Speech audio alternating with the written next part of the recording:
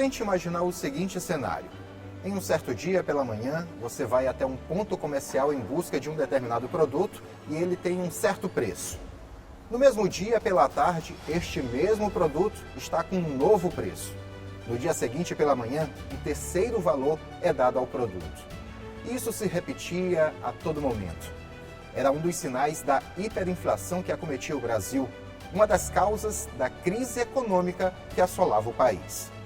Para combater esse mal e fazer a economia brasileira crescer, a equipe financeira do governo Itamar Franco, liderada pelo então ministro da Fazenda, Fernando Henrique Cardoso, elaborou um plano dividido em 3 etapas: ajuste fiscal, uso de uma moeda transitória e implantação da nova moeda, o real. Os efeitos foram sentidos com o passar dos dias. Que efeitos foram esses? O que mudou com a implantação do Plano Real? Como o mercado internacional reagiu? Como, depois de décadas com moedas em latente desvalorização, o Brasil conseguiu manter seu valor de mercado próximo ao dólar, referência global? Essas e outras questões estão no debate do Contraplano de hoje.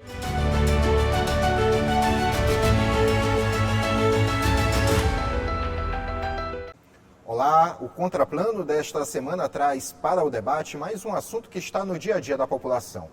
Hoje vamos falar de economia, sobre os 30 anos do Plano Real. Para esta nossa conversa, convidamos o auditor fiscal da Secretaria de Estado da Fazenda, Jomar Fernandes, o presidente da Federação do Comércio de Bens, Serviços e Turismo, a FEComércio do Maranhão, Maurício Feijó, e o economista Felipe de Holanda.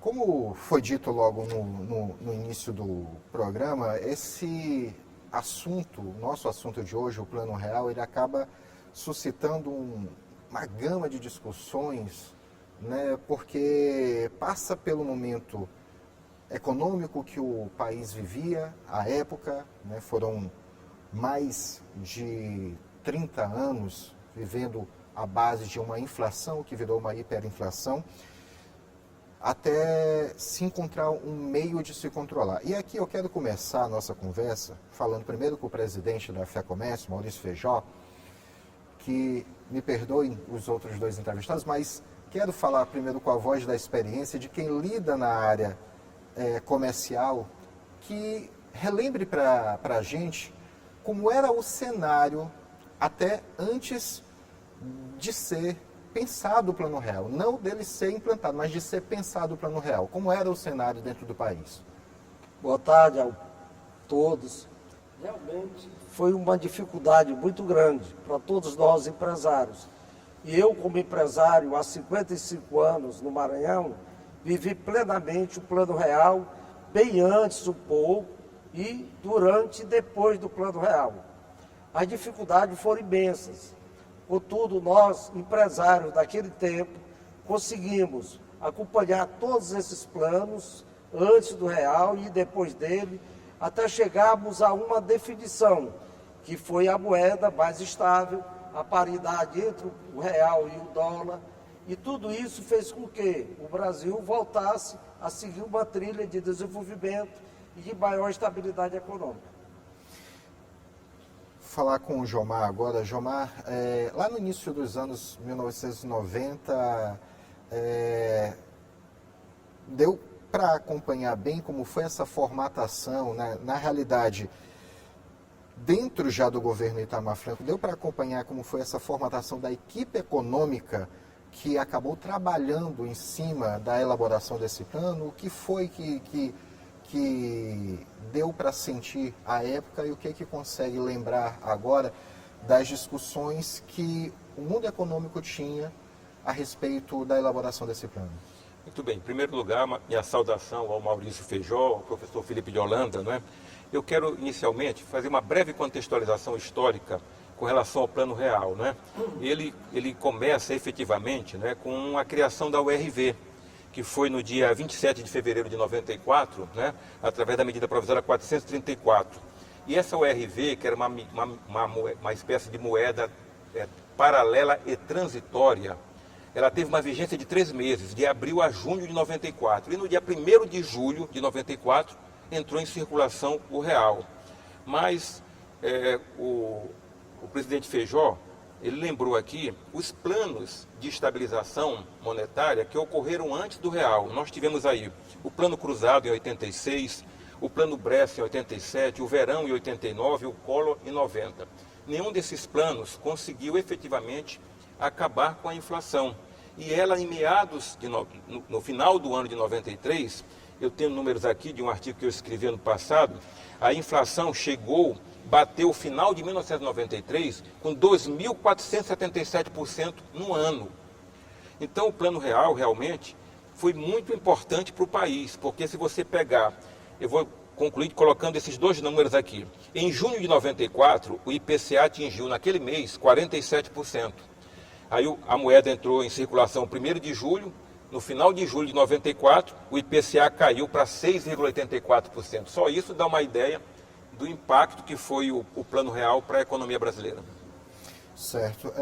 Felipe, os nossos dois outros convidados já deram uma passada, né, aqui no histórico, mas eu quero lembrar também que nesse período, né, tumultuado da inflação reinando dentro do país, lá da década de 1940, né, mais precisamente, nós tivemos como moedas o Cruzeiro Novo, o Cruzeiro, o Cruzado Novo, novamente o Cruzeiro com uma outra cara, o Cruzeiro Real, que já seria, digamos assim, um embrião pensando no real, até que nós passássemos pela URV, né, que fez muita gente matar a cabeça à época, porque precisava qualquer compra tinha que fazer um cálculo, até chegar ao real. E aí, Felipe, eu queria saber de ti, em relação ao impacto, né, antes do Plano Real, que tinha na vida do brasileiro essa troca constante de moeda, porque parece ser muito simples quando se fala que se cortavam 3 zeros apenas na moeda, mas era muito mais do que isso, né? Sim, sim. Bom, em primeiro lugar, quero agradecer aqui a oportunidade de estar na TV Assembleia, de estar no Contraplano, cumprimentar aqui meus colegas de mesa, o Maurício, o Jomar, né? E dizer que, de fato, né, esse processo de inflação elevada e sempre em aceleração, que você tem desde meados da década de 60, tinha um impacto muito grande, em primeiro lugar, sobre os mais pobres, que eram aqueles exatamente que não podiam se defender da inflação e, portanto, sofriam mais porque não tinham a possibilidade de fazer aplicações financeiras e, enfim, se defender da inflação. E também estreitava o crédito, né? Isso limitava o crescimento do mercado de consumo. Então, esse era um grande problema que restringiu o país, né? O Plano Real, ele dá certo, né? Conforme o Jomar colocou, depois de 7 planos de estabilização fracassados, porque ele reuniu algumas condições importantes que foram, em primeiro lugar, uma mudança no cenário externo e a renegociação da dívida externa brasileira. O país passou boa parte da década de 80 em moratória, não tinha crédito internacional e não tinha reservas financeiras e vivia com maxi desvalorizações que impactavam a inflação, né? Então, com o Plano Brady, no começo da década de 90, resolveu, aliás, o ex-ministro Pedro Malan era o negociador da dívida externa e depois foi o presidente do Banco Central durante o lançamento do real. E ali você conseguiu exatamente criar as condições para fazer a ancoragem cambial, que é o mecanismo central do plano, né? Vincular o real ao dólar, né? Em segundo lugar, tem o fato de que houve um aprendizado em relação a essa questão de congelamento de preços, de choques monetários, e tudo foi feito de maneira anunciada e com a criação, né, que o Jomar chamou a atenção, da URV, dessa Unidade Real de Valor, que na verdade ela sincronizou os preços. Ela foi criada em maio de 1993, né? Na verdade foi em 94, mas desde maio de 93 que você começa a preparação para a criação da URV. E o terceiro aspecto importante é o fato de que foi feito um ajuste fiscal prévio, um ajuste fiscal de emergência, porque na época o ministro, né, o Baixa, né, o economista Edmar Baixa, tinha percebido que, na verdade, havia um desajuste fiscal estrutural no Brasil e que ele era resolvido na base de sentar na boca do caixa, de deixar a inflação corroer a despesa, enquanto a receita era reajustada pela inflação. Então se sabia que no momento em que a inflação baixasse, haveria um problema fiscal muito grande. Aí foi feito exatamente o chamado Fundo Social de Emergência, cortes de gastos, a privatização dos bancos estaduais, e com isso conseguiu-se criar as condições para o início do Plano Real. Mas o Plano Real começa com um problema muito sério, que é uma taxa de juros muito elevada, né, e a necessidade de manter o real em paridade com o dólar, que terminava contribuindo para essa taxa de juros muito alta. E isso daí vai colocar alguns problemas para frente. Mas essas três condições, o fato de ser anunciado, o fato de você ter acumulado reservas por ter resolvido o problema externo e o fato de ter feito um ajuste fiscal prévio, criaram as condições para fazer, enfim, um plano bem sucedido de estabilização monetária. Jomar, o presidente Itamar Franco convidou o Fernando Henrique, saiu do Ministério das Relações Exteriores para assumir o Ministério da Fazenda. Fernando Henrique montou uma equipe econômica, né, com alguns nomes o Felipe até já colocou aqui, mas também contou com Winston, Gustavo Franco, alguns dos economistas mais renomados à época dentro, né, do país. Como é que teria sido, né, o trabalho dessa equipe, né, para chegar a um número, né, para tentar fazer esse controle da inflação que à época estava gritante dentro do país. O trabalho que eles tiveram de pensar nisso foi basicamente pensando aqui na economia interna brasileira, tiveram que fazer análise do cenário internacional, como é que foi? Muito bem. Olha, como já foi colocado, inclusive por você na primeira pergunta, e bem colocado, né? Foi feito um ajuste fiscal, que o Felipe destacou agora há pouco, né? Foi feita a transição através da URV e depois com a implantação da nova moeda. A equipe de Fernando Henrique contava principalmente com André Lara Rezende, com Pércio Arida e com Edmar Baixa, e também com a participação do jovem Gustavo Franco, jovem na época, e o Pedro Malan, que depois foi ministro da Fazenda, né? Então, o que acontece? O que a literatura informa, isso é uma coisa bem recente, porque 30 anos, em termos de história econômica, é uma coisa muito recente. Então, a literatura informa que eles observaram um plano feito por Israel no início dos anos 80, que passou por um breve congelamento de preços e depois por um pacto político lá naquele país, para que, depois desse congelamento, todas as forças sociais se comprometeram em ter e não ter uma elevação de preços. O plano cruzado, ele começou com esse congelamento, só que durou demais. E aí gerou desabastecimento, né? Porque vai de encontro aí a uma série de leis típicas de mercado.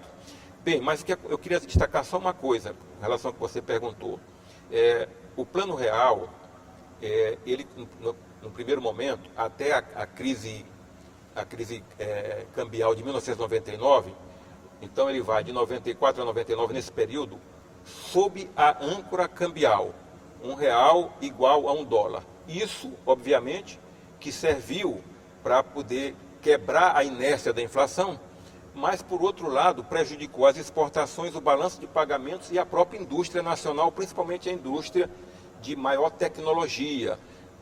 Prejudicou por quê? Porque ela, para competir com países com maior produtividade e com a moeda R$1 igual a $1, ficava difícil fazer essa competição. Tanto que, mas nós tivemos assim, o cenário externo. Em 95 você teve uma crise no México. O Plano Real de 94. Em 95 teve uma crise no México. A crise asiática foi em 97. Em 98 uma crise na Rússia.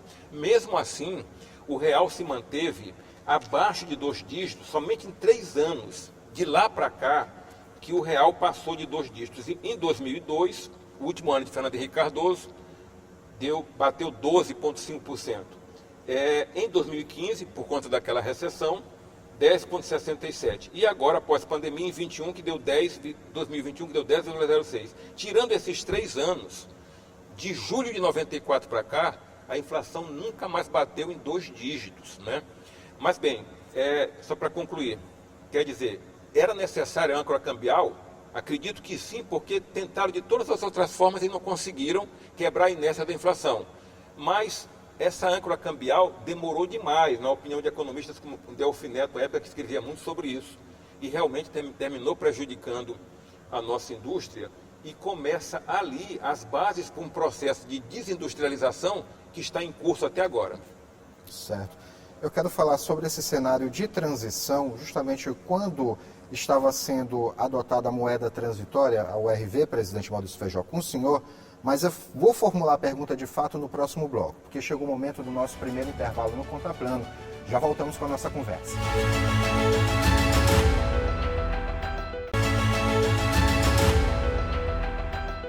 De volta a Contraplano, hoje estamos debatendo os 30 anos do Plano Real. Como eu falei no final do primeiro bloco, me dirigi ao presidente Maurício Feijó. Presidente, como é que o empresariado encarava esse momento transitório, né? Saindo do Cruzeiro Real, passando para o Real, mas tendo ali a URV, sendo que toda a mercadoria que era comercializada precisava fazer o cálculo ali para saber o valor final. Como é que era nesse período, presidente?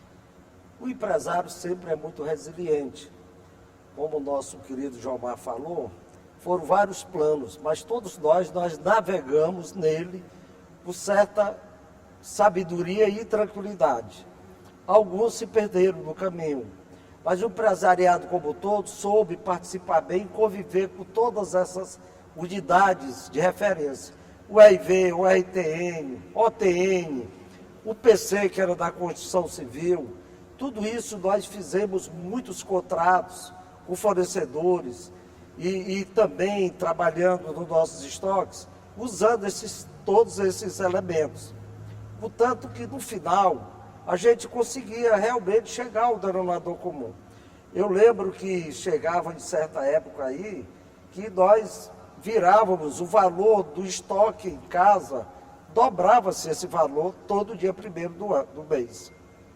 Porque a dificuldade era muito grande de nós acompanharmos. E o empresário, como sempre faz, ele procurava se defender do melhor jeito, com honestidade, com dignidade, porque dessa época o empresário foi até tido como vilão da história. E nós nunca fomos vilões. Nós somos consequência daquilo que é implantado, ou de fato, ou de direito, mas o mercado é que faz acontecer assim. Eu tenho até um caso, quando chegar a hora daqui a pouco, contar quando nós, como empresário, adquirimos algumas unidades que eram precisas negociar com o RV, com o RTN, com o overnight, que na época de inflação, esses planos todos vinham e depois se perdiam no tempo, até chegar ao Plano Real, que deu a estabilidade que todos nós vivemos, nos comunicamos e que hoje estamos comemorando esses 30 anos. Certo. Felipe, 30 anos depois, consegue lembrar, agora eu não consigo lembrar, o valor que tinha que fazer o cálculo da URV? Lembra? Aí? Eu lembro, era 2.750, que foi o valor de conversão, né? No dia 1º de julho, né? Em julho, fazia esse valor. 2.750. Eu lembro daquilo, foi, né, uma engenharia. Essa foi uma grande inovação, né, que contribuiu muito para o sucesso do Plano Real, que foi exatamente a dupla Larida, né, o André Lara Rezende e o Pécio Arida, que desenvolveram Larida, que chamava Larida, né? Na época já usava o termo, né? Que é colocar um superindexador porque um dos problemas que tinha quando havia congelamento de preços era o chamado conflito distributivo. Porque no momento em que você congelava o preço, tinha determinados setores da economia que tinham acabado de reajustar, digamos ontem à tarde, e outros que ainda não tinham reajustado, desde a semana passada. E isso gerava depois um problema, né, de conflito distributivo. Então o que foi feito, essa questão, foi acelerar a inflação na moeda velha e fazer convergir os preços, que foi o papel da URV. Depois a gente percebeu que na verdade a URV estava vinculada ao dólar, porque era uma estratégia de ancoragem cambial. E aí o Brasil, que tinha passado a década de 80 inteira em crise cambial, tinha conseguido, por causa exatamente da renegociação da dívida externa, e o Jomar lembrou bem, uma rápida abertura financeira e comercial, aquele é inclusive o contexto da criação do Mercosul. Isso daí vai bater, por causa do câmbio valorizado, na desindustrialização do país, que eles chamam a atenção, mas o Brasil conseguiu ali acumular mais ou menos 30 bilhões de dólares de reserva, que era muito pouco para essa aventura de manter uma moeda estabilizada em relação ao dólar. E aí tem o seguinte, do ponto de vista da teoria econômica, quando você tem uma grande movimentação financeira, uma abertura financeira no seu país, você tem que fazer uma escolha. Ou você tem um câmbio fixo e a sua política monetária tem que se ajustar ao seu câmbio, ou seja, o seu juro ele tem que estar no tamanho necessário para atrair dólares, atrair aplicação de capital do exterior para poder sustentar a conversibilidade da moeda. Ou você tem uma política monetária independente, voltada, como é o regime de metas de inflação, foi implantado depois de 99, depois da crise cambial, ela serve somente para isso e o câmbio como a gente está vendo agora, nessa crise que nós estamos vivendo agora de credibilidade, o câmbio é flutuante. Ao fazer essa estratégia de câmbio fixo, você amarrou a política monetária. E à medida que as crises internacionais foram acontecendo, o Jomar lembrou bem, a crise do México, a crise asiática, a crise da Rússia, e depois Brasil, e depois a Argentina, que ainda veio a Argentina no rescaldo, né?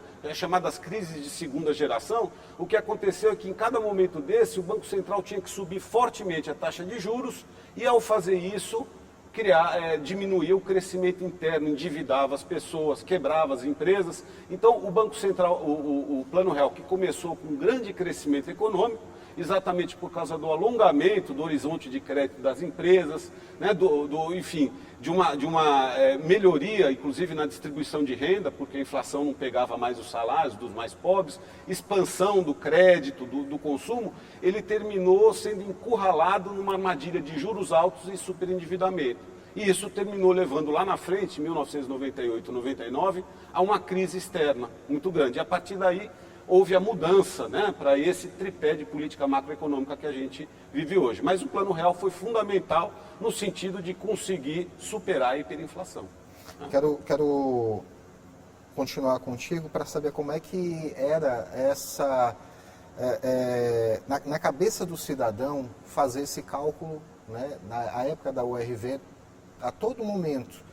Isso impactou muito a época no cidadão brasileiro? O presidente Maurício estava aqui lembrando a quantidade de indexadores que tinha, né? Porque você tinha o INPC, que era o cálculo da inflação consumidor, o IGPM, que era o índice de inflação geral, que 60% de atacado, o INCC, que estava dentro do IGPM, que era para a construção civil, a UPC, que o Maurício utilizava. Então isso era uma confusão muito grande e terminava acirrando isso que a gente conhece de conflito distributivo, né? Então, por exemplo, uma disfuncionalidade muito grande que vinha daí era a base muito pequena de financiamento habitacional. Então, financiamento de longo prazo era um risco danado. Também para comprar automóveis, né? Para você ter uma ideia, até antes do Plano Real, até o momento do lançamento do Plano Real, o Brasil tinha um consumo anual de 1 milhão de automóveis. Em 4 anos passou para 2,5 milhões, exatamente porque você alongou o horizonte de crédito, né? E terminou resolvendo o problema de ter múltiplos indexadores, passou a ter poucos indexadores, né?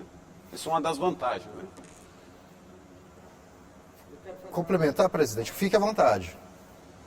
Mais uma vez aqui admirando esses dois nobres economistas que sabem tudo com os números, a gente como empresário sabe mais do geral. E nós convivemos muito com isso. A pergunta que você fez por último ao Felipe, como era que a população convivia com tanto indexador, com era muito parecida com a do empresariado. Forma.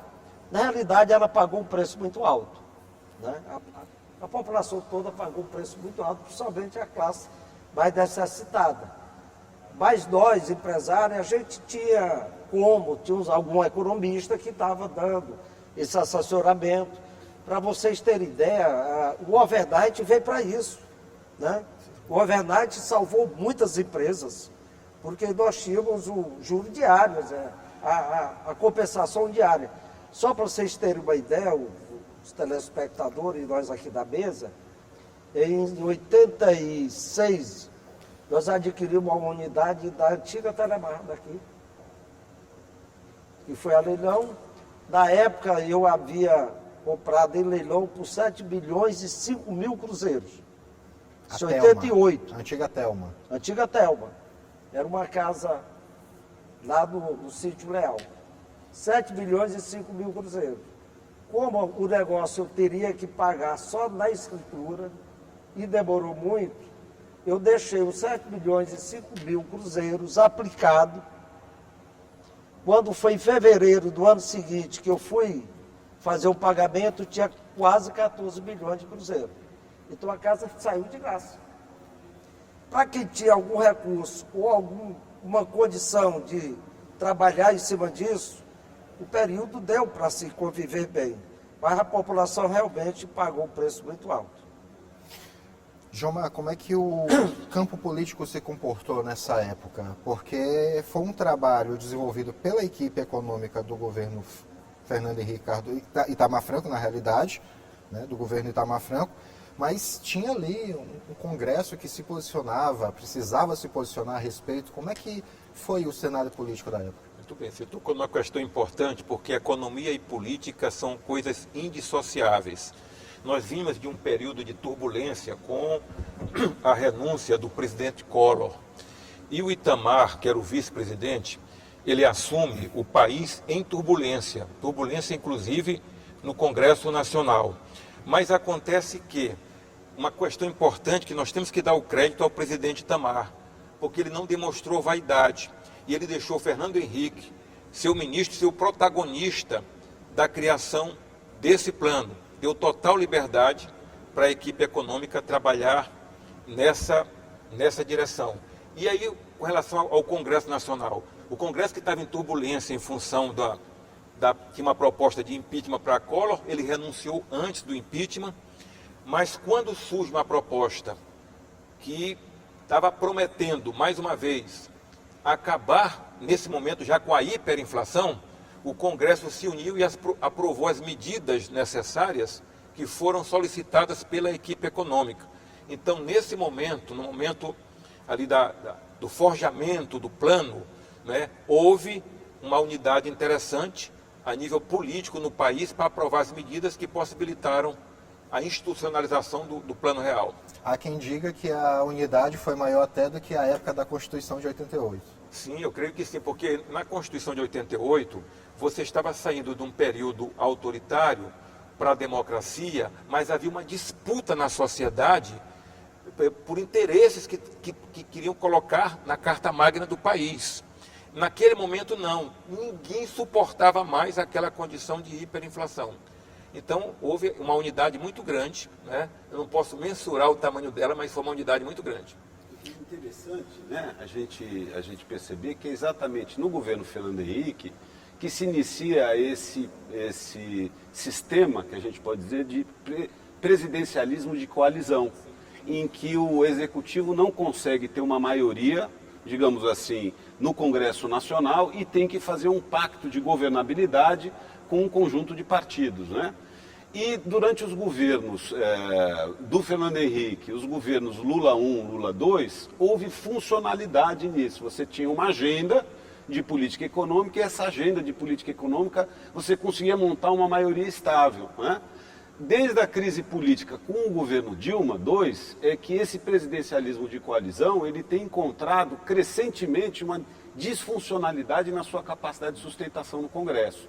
De 2015 para cá, o que a gente vê, por exemplo, é que o Congresso passou a mandar numa parte do orçamento as chamadas emendas impositivas, que hoje são 3% da receita corrente líquida, né? E muito amarrado, né? E nem por isso o Congresso se apresentou. Aliás, era uma coisa que o ex-presidente Fernando Henrique Cardoso dizia: isso vai dar um problema lá na frente, porque ele não tem a responsabilidade de governar, mas ele tem a capacidade de dominar uma boa fatia do orçamento, né? Então, esse sistema de coalizão ele funcionou muito bem para impulsionar o Plano Real, para impulsionar essas reformas institucionais que aconteceram também durante o governo Lula, né? Do que diz respeito à política social, no que diz respeito, enfim, uma série de... Mas desde do governo Dilma II, no meio daquela crise política, daquela crise econômica, que a gente perdeu, digamos, essa capacidade de você coordenar executivo e legislativo, e isso explica um pouco a crise que nós estamos hoje. Quero voltar a falar com o presidente Maurício Feijó. Eu quero, nesse próximo questionamento, presidente, falar já do momento em que já se acostumou com o real circulando dentro do país. Mas eu só vou formular a pergunta novamente depois do nosso intervalo. Já voltamos com o último bloco do Contraplano.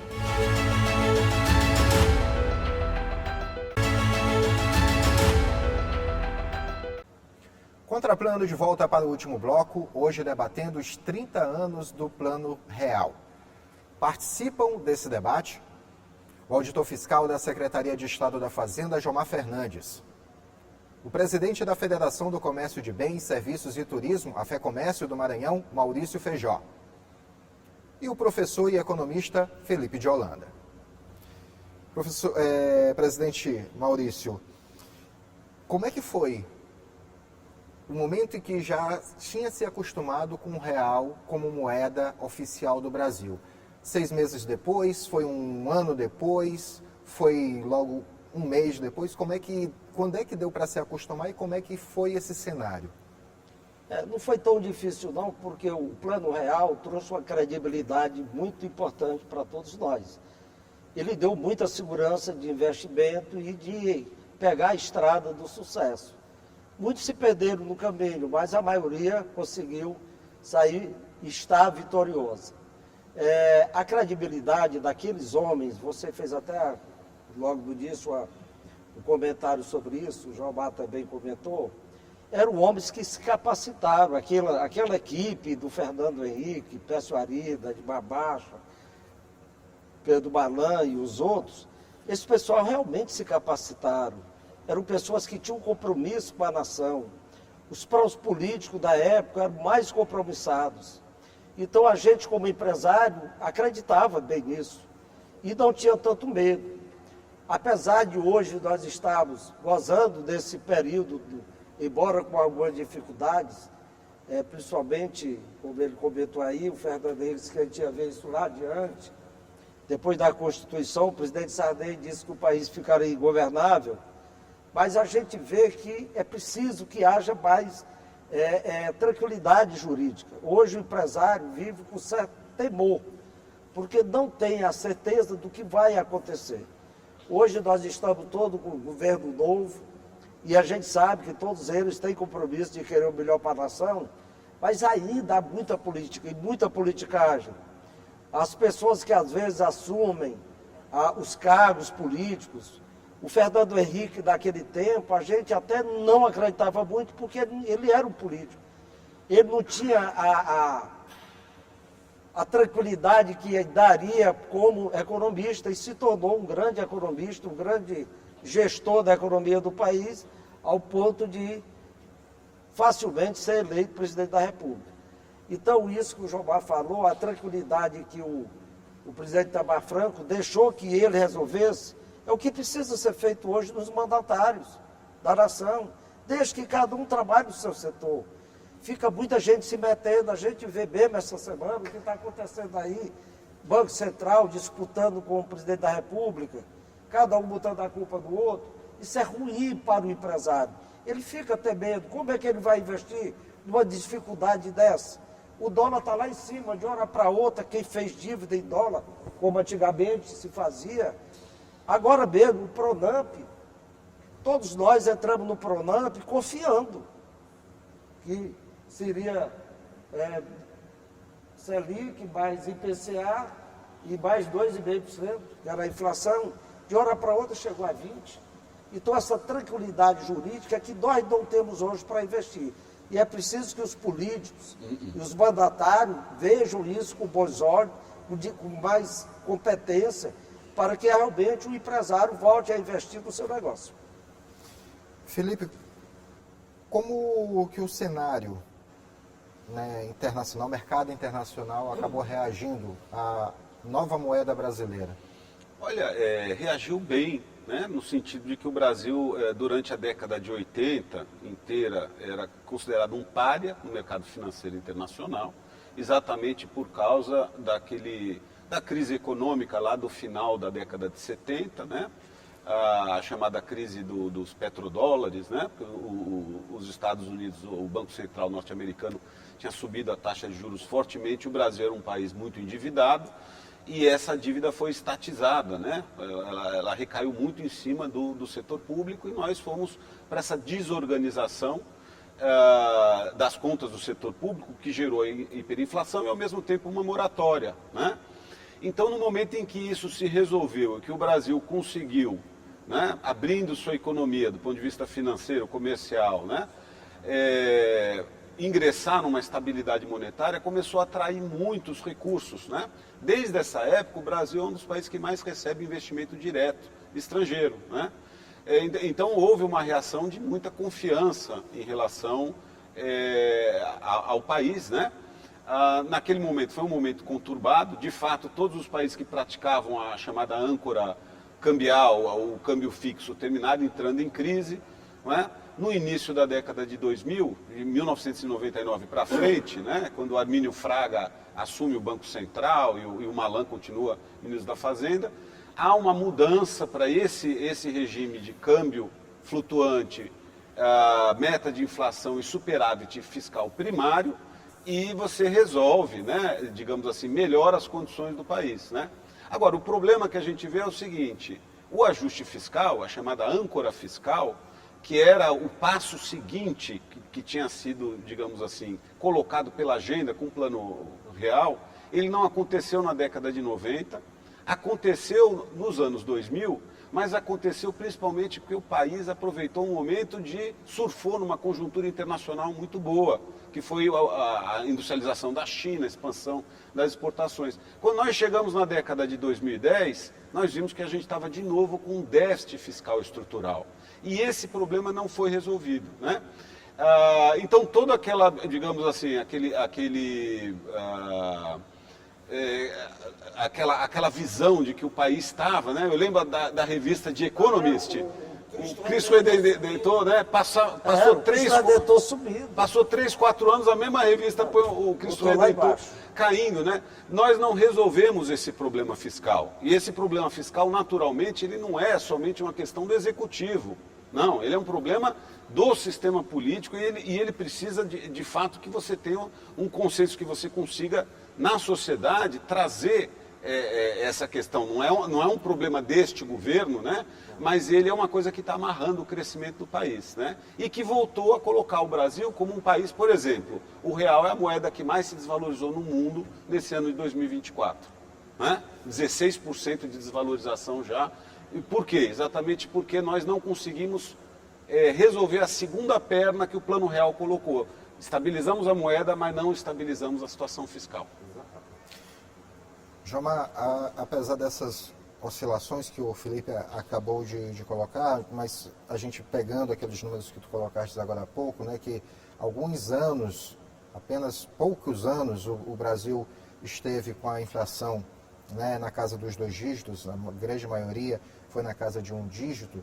Eu queria saber, né, o que tem contribuído para que o real ele tenha esse seu valor, de certa forma, estabilizado. O que se foi feito ao longo do tempo para manter esse patamar? Agregado a isso, eu pergunto, as privatizações entraram no bojo dessas medidas? Muito bem. Primeiro eu quero fazer uma correlação entre essa questão da inflação, do Plano Real e da taxa de juros, que é uma discussão, inclusive, que está na ordem do dia no país, né? Os juros, o juro é o salário do capital, o juro é o preço do capital. E ele tem, como uma moeda, 2 faces. O juro serve para atrair capital externo. Se ele tiver elevado, tem sobra de capital no mercado internacional, eles procuram, numa análise de custo-benefício, ver o grau de segurança daquele país e o juro daquele país e jogam o capital para lá. Mas, por outro lado, ele aumenta sobremaneira a dívida pública, cujos serviços consomem 52% do orçamento do Brasil, e isso não é discutido. Ele inibe a demanda agregada, porque ele dificulta o crédito, né? E, portanto, ele inibe o próprio crescimento do país. Agora, os juros também é um mecanismo importantíssimo para o controle da inflação. Então, quer dizer, o controle da política monetária, que tem que andar paralelamente em consonância com a política fiscal, é uma coisa muito delicada. É muito delicada, porque, vou dar um exemplo bem aqui assim, ó, eu tenho aqui uns números, rapidamente, pegar só abril, maio e junho de 94. Né? Nós temos aqui, naquele período, o governo mantinha a taxa de juros um pouquinho acima da inflação para evitar juros reais negativos. Então você tem aqui em março, você tinha 42% de inflação, de PCA, e 46% de juros. Em abril, 42% de inflação, 46% de juros. Em maio, 44% de inflação, 47% de juros. Quando vira para o real, cai tudo, mas continua sempre a taxa de juros um pouquinho acima da inflação. Então, por exemplo, julho, 6,84% de inflação e 6,87% de taxa de juros. Então é o seguinte, a questão da taxa de juros, eu volto a dizer, ela é uma questão muito delicada. Se ela ficar um pouquinho fora do parâmetro para cima, ela inibe o crescimento do país. Se ela ficar para baixo, ela pode dar uma noção para os operadores da própria economia de que não há muito controle do Banco Central e a inflação pode voltar, né?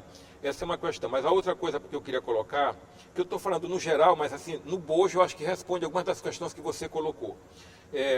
Quando houve a crise de 98, 99, que o governo não conseguiu mais segurar o câmbio fixo, né, e ele passou a adotar o que nós chamamos de tripé macroeconômico, né?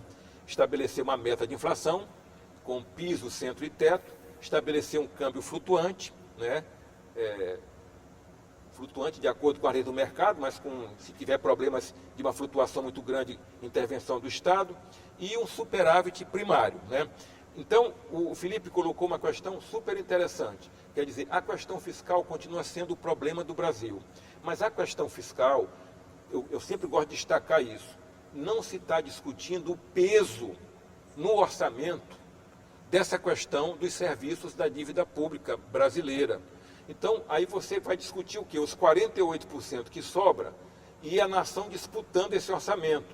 O pessoal querendo para a educação, o pessoal querendo para a saúde, o pessoal querendo para isso, para aquilo outro. E o mercado financeiro, né, querendo que sobre muito dinheiro para poder manter o serviço da dívida funcionando. Então, veja bem, eu não estou aqui questionando a dívida pública.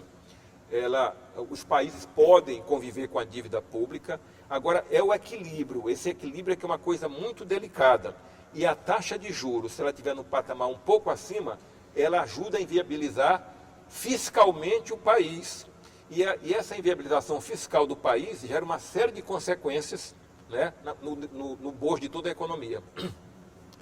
A gente já está aproximando aqui do final do programa, a gente vai passar já para as considerações finais. Eu queria deixar o espaço aberto para que vocês possam ainda falar sobre algo que porventura não abordamos dentro do nosso tema proposto aqui, os 30 anos do Plano Real, e também pedir para que vocês façam uma avaliação da moeda atual brasileira nesse período em que ela está em vigência dentro do nosso país. Eu começo primeiro com você, Felipe de Holanda.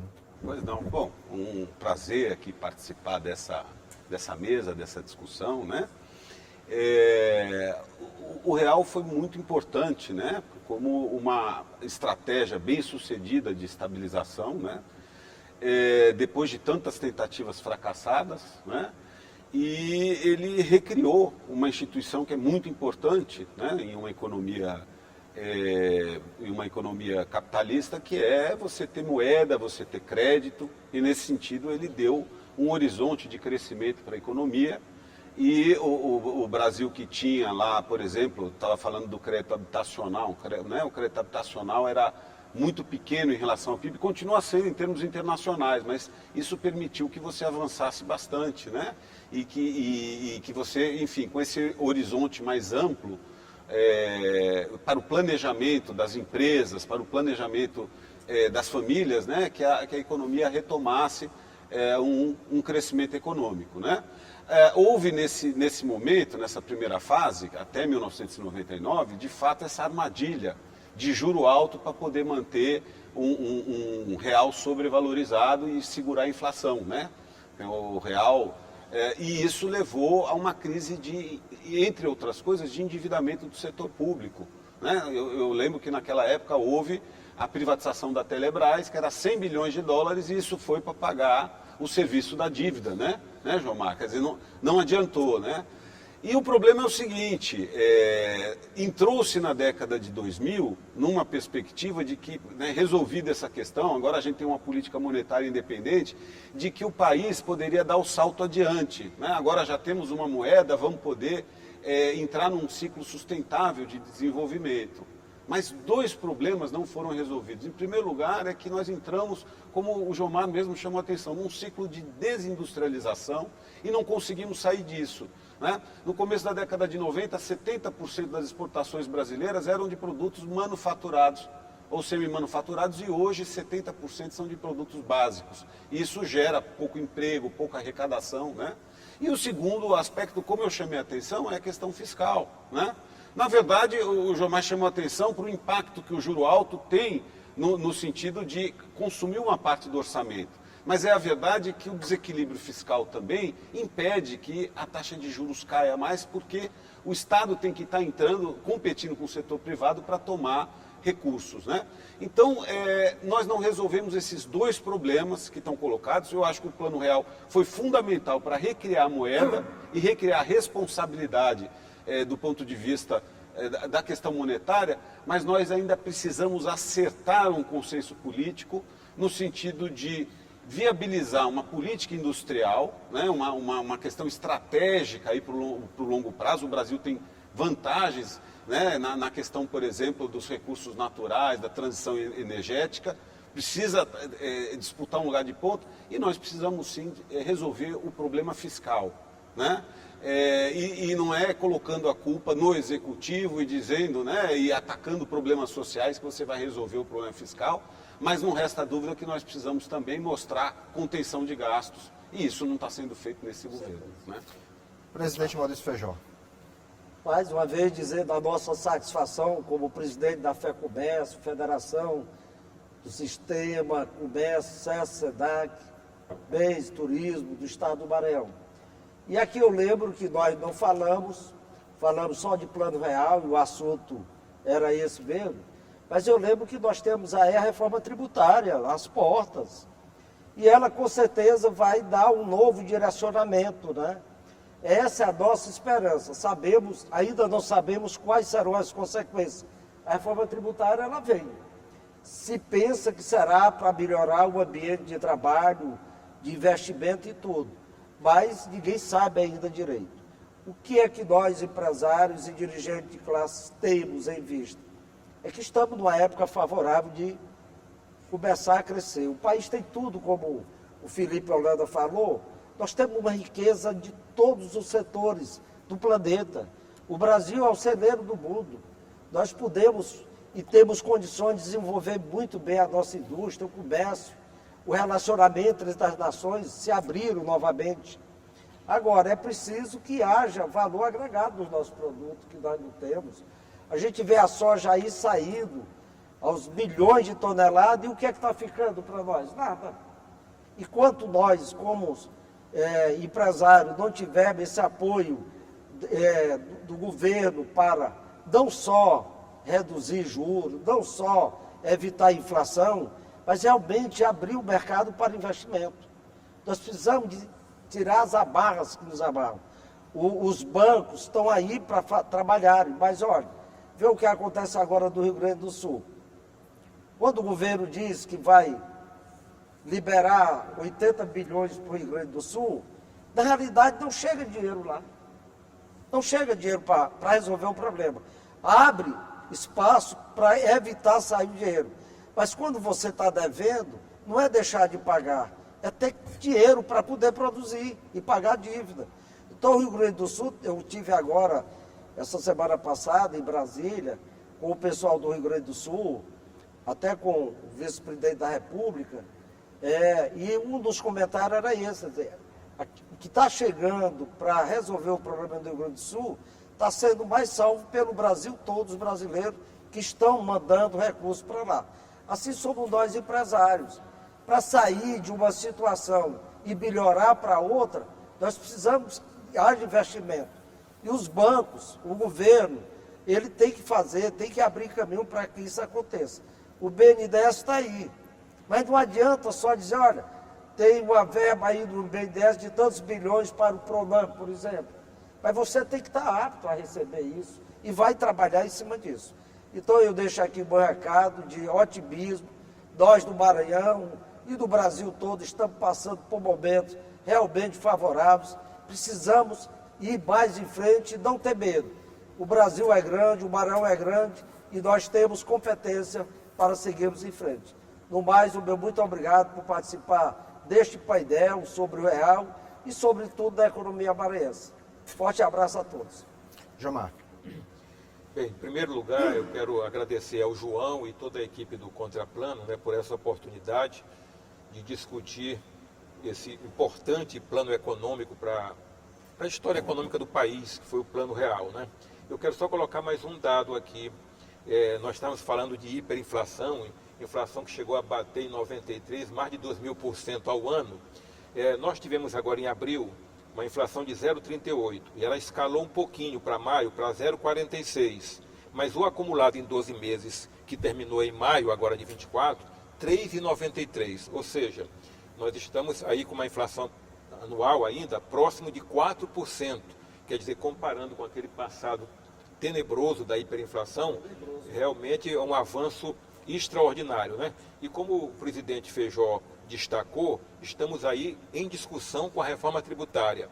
Está reunido aqui em São Luís, nesse momento, o CONFAZ, o Conselho Fazendário do Brasil, que reúne todos os secretários de Fazenda do país, todos os estados e mais o Ministério da Fazenda, né?